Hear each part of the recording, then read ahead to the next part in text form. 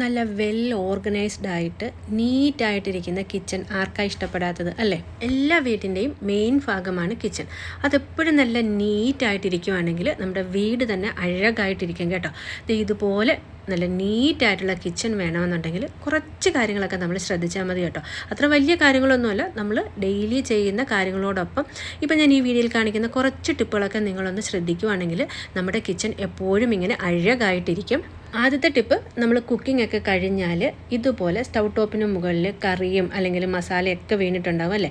എപ്പോഴും കുക്കിംഗ് കഴിഞ്ഞ് സ്റ്റൗ ഒക്കെ ഒന്ന് തണുത്തതിന് ശേഷം നല്ലപോലെ നമ്മുടെ സ്റ്റൗ ടോപ്പൊക്കെ ഒന്ന് ക്ലീൻ ആക്കണം. സ്റ്റൗ ടോപ്പ് മാത്രമല്ല, സ്റ്റൗ ടോപ്പിനോട് ചേർന്ന് വരുന്ന വാൾട്ടയിലൊക്കെ ഉണ്ടല്ലോ, അതൊക്കെ ഒന്ന് ക്ലീൻ ആക്കി ഇടുകയാണെന്നുണ്ടെങ്കിൽ നമ്മൾ ഡീപ്പ് ക്ലീനിങ്ങിൻ്റെ സമയത്ത് വളരെ ഈസി ആയിരിക്കും. ഞാൻ എല്ലാ ദിവസവും കുക്കിംഗ് കഴിഞ്ഞാൽ ഇതുപോലെ നമ്മുടെ സ്റ്റൗവിൻ്റെ സ്റ്റാൻഡും ബർണറും ഒക്കെ എടുത്ത് മാറ്റിയതിന് ശേഷം ഒന്ന് ക്ലീൻ ചെയ്തിടാറുണ്ട് കേട്ടോ. നമ്മുടെ കിച്ചൺ ഡെയിലി ക്ലീൻ ചെയ്തിടുവാണെങ്കിൽ നമ്മുടെ സ്റ്റൗവിന് മുകളിൽ തുരുമ്പോ കറയോ ഒന്നും ഉണ്ടാവില്ല. നല്ല അഴകായിട്ട് പുതുതായിട്ട് നമ്മൾ സ്റ്റൗ വാങ്ങുമ്പോൾ എങ്ങനെ ഇരിക്കുമോ അതുപോലെ തന്നെ നമുക്ക് മെയിൻറ്റെയിൻ ചെയ്യാൻ പറ്റും. ഞാൻ സ്റ്റൗ ക്ലീൻ ചെയ്യാനായിട്ട് ആദ്യം എടുത്തിരിക്കുന്ന ബേക്കിംഗ് സോഡയാണ് കേട്ടോ. അത് കുറച്ച് ഇട്ട് കൊടുത്തതിന് ശേഷം പിന്നെ നമ്മൾ ഉപയോഗിക്കുന്ന ഏത് ഡിറ്റർജൻറ്റ് പൗഡറാണോ അതുകൂടി ചേർത്തിട്ട് നല്ല പോലെ നമുക്കൊന്ന് ഉരച്ച് കഴുകിയെടുക്കാം. സോഫ്റ്റ് ആയിട്ടുള്ള സ്ക്രബ്ബർ ഉപയോഗിച്ചിട്ടാണ് കേട്ടോ ഞാൻ ഉരച്ച് ക്ലീൻ ചെയ്തെടുക്കുന്നത്. ബേക്കിംഗ് സോഡയൊക്കെ ഡേറ്റ് കഴിഞ്ഞതാണ് കേട്ടോ ക്ലീൻ ചെയ്യാനായിട്ട് എടുക്കുന്നത്. പിന്നെ നമ്മൾ സോപ്പ് പൊടിയും കൂടി ഇട്ട് കൊടുക്കുന്നത് കൊണ്ട് തന്നെ എളുപ്പത്തിൽ എണ്ണമെഴുക്കൊക്കെ നമുക്ക് കളയാനായിട്ട് പറ്റും. ഇങ്ങനെ ഇൻബിൽറ്റ് ആയിട്ടുള്ള സ്റ്റൗവൊക്കെ ആണെങ്കിൽ ഒട്ടും തന്നെ വെള്ളം അകത്ത് പോകാത്ത രീതിയിൽ വേണം കേട്ടോ ക്ലീൻ ചെയ്തെടുക്കാനായിട്ട്.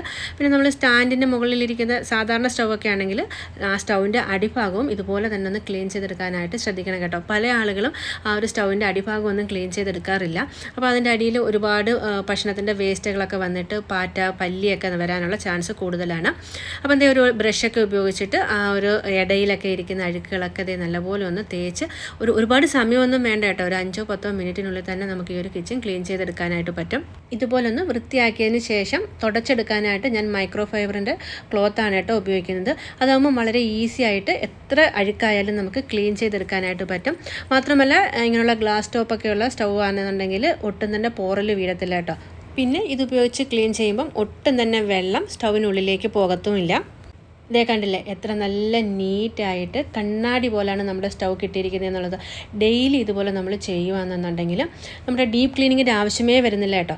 പിന്നെ അതേ ടവൽ ഉപയോഗിച്ചിട്ട് ആ ഒരു ഗ്യാസ് സ്റ്റൗവിൻ്റെ അടുത്തുള്ള വാൾട്ടയിൽ കൂടി ഞാനൊന്ന് തുടച്ച് വൃത്തിയാക്കുന്നുണ്ട്. നമ്മൾ പൊരിക്കുകയും വറുക്കുകയൊക്കെ ചെയ്യുമ്പോൾ തീർച്ചയായിട്ടും എണ്ണയൊക്കെ ഈ ഒരു ടൈലിലേക്ക് തെറിച്ചിട്ടുണ്ടാവും. ഡെയിലി നമ്മൾ ഇതുപോലെ ഒന്ന് തുടച്ച് കൊടുക്കുകയാണെങ്കിൽ എപ്പോഴും നമ്മുടെ ടൈല് നല്ല നീറ്റായിട്ടിരിക്കും. ഇതാണ് കേട്ടോ വൃത്തിയാക്കിയതിന് ശേഷമുള്ള ഒരു റിസൾട്ട്. വളരെ സിമ്പിളായിട്ടുള്ള ടിപ്പല്ലേ, പക്ഷേ ഡെയിലി നമ്മൾ ചെയ്യുവാണെങ്കിൽ നമ്മുടെ കിച്ചൺ ക്ലീനിങ്ങിൻ്റെ പകുതി കൂടുതൽ ജോലി കഴിയും കേട്ടോ. സ്റ്റൗവും അതിനോട് ചേർന്നുള്ള ടൈലും വൃത്തിയാക്കുന്നതാണ് ഏറ്റവും വലിയ പാട്. അടുത്ത ടിപ്പ്, കുക്കിങ്ങിൻ്റെ സമയത്ത് ഇതുപോലെ മസാലകളൊക്കെ ഇട്ട് വെച്ചിരിക്കുന്ന കുപ്പികളൊക്കെ നമ്മൾ എടുക്കും. ചിലപ്പം കയ്യിൽ അഴുക്കും വെള്ളവും ഒക്കെ ഉണ്ടാകും. അതേപോലെ തന്നെ നമ്മൾ അടച്ചു വെക്കുകയാണെങ്കിൽ ഡീപ്പ് ക്ലീനിങ്ങിൻ്റെ സമയത്ത് നല്ലൊരു പണിയായിരിക്കും. പക്ഷേ ഓരോ പ്രാവശ്യവും നമ്മൾ ഇങ്ങനെ കുക്കിങ്ങിനായിട്ട് മസാല ബോട്ടിലുകൾ എടുക്കുമ്പം ഒരു ഉണങ്ങിയ ടവൽ ഉപയോഗിച്ച് ഒന്ന് തുടച്ചതിന് ശേഷം തിരിച്ച് ഷെൽഫിലേക്ക് വെക്കുകയാണെങ്കിൽ എപ്പോഴും നല്ല നീറ്റായിട്ടിരിക്കും കേട്ടോ. ഇതിനായിട്ട് നമുക്ക് പ്രത്യേക സമയമൊന്നും വേണ്ട. കുക്കിംഗ് കഴിഞ്ഞ് കഴിയുമ്പം ഇതുപോലൊരു ടവൽ കൊണ്ടൊന്ന് തുടച്ചതിന് ശേഷം വെക്കുക, അത്രമാത്രം ചെയ്താൽ മതി കേട്ടോ. പക്ഷേ നമ്മുടെ അടുക്കള കാണാനായിട്ട് വലിയൊരു ചേഞ്ച് ആയിരിക്കും. ഇതെല്ലാം നമ്മൾ ഡെയിലി റുട്ടീനിൻ്റെ ഭാഗമാക്കുകയാണെങ്കിൽ ഭാരപ്പെട്ടൊരു ജോലിയായിട്ട് തോന്നുകയില്ല. സാധാരണ പോലെ തന്നെ നടക്കുകയും ചെയ്യും. അതേസമയം നമ്മുടെ കിച്ചൺ നല്ല നീറ്റായിരിക്കും. ഒരു ഡീപ്പ് ക്ലീനിങ്ങിൻ്റെ ആവശ്യം വരുന്നതും ഇല്ല. ഇതേ കണ്ടില്ലേ എൻ്റെ മസാലകളൊക്കെ ഇട്ട് വെക്കുന്ന ഷെൽഫാണ്. നല്ല നീറ്റായിട്ടാണ് കേട്ടോ എപ്പോഴും ഞാൻ മെയിൻറ്റെയിൻ ചെയ്യുന്നത്. ഇങ്ങനെ ഓരോ പ്രാവശ്യവും ഉപയോഗിച്ചതിന് ശേഷം മസാല ബോട്ടിലുകൾ തുടച്ച് വെക്കുന്നവരുണ്ടെങ്കിൽ ഒന്ന് കമൻറ്റ് ചെയ്യാനായിട്ട് മറക്കരുതേ. ഇനി അടുത്ത ടിപ്പ്, മഴക്കാലമായി കഴിഞ്ഞാൽ അല്ലെങ്കിൽ കുറച്ച് നാൾ നമ്മൾ ഉപയോഗിക്കാണ്ടിരുന്നാൽ മരത്തിൻ്റെ തവികളൊക്കെ പെട്ടെന്ന് പൂപ്പൽ വരും അല്ലേ?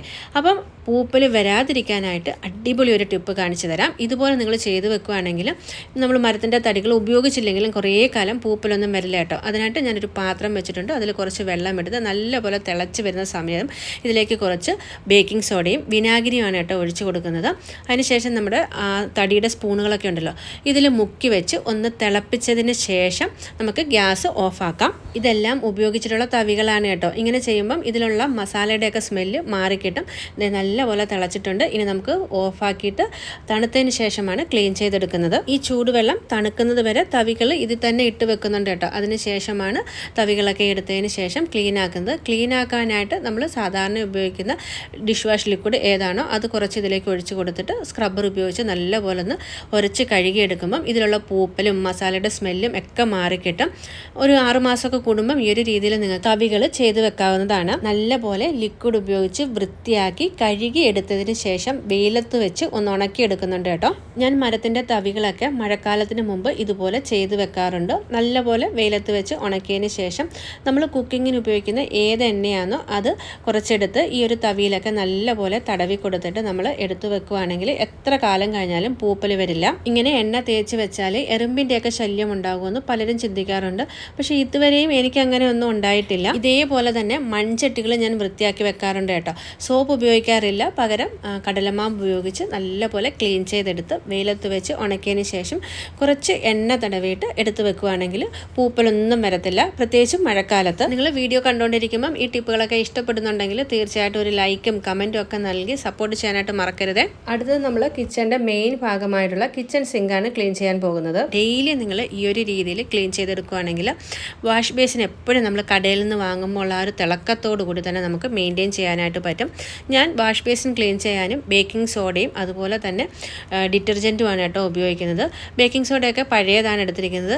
ഇപ്പം ഞാൻ ബേക്കിംഗ് സോഡയും ഡിറ്റർജൻറ്റും എടുത്തെന്ന് പറഞ്ഞാൽ നിങ്ങൾ ആ ഒരു രീതിയിൽ ക്ലീൻ ചെയ്യണമെന്നല്ല. നിങ്ങളുടെ കയ്യിൽ ഏത് ലിക്വിഡ് ഉണ്ടോ അത് ഉപയോഗിച്ചിട്ട് ഡെയിലി ക്ലീൻ ചെയ്യണമെന്ന് മാത്രമേ ഉള്ളൂ.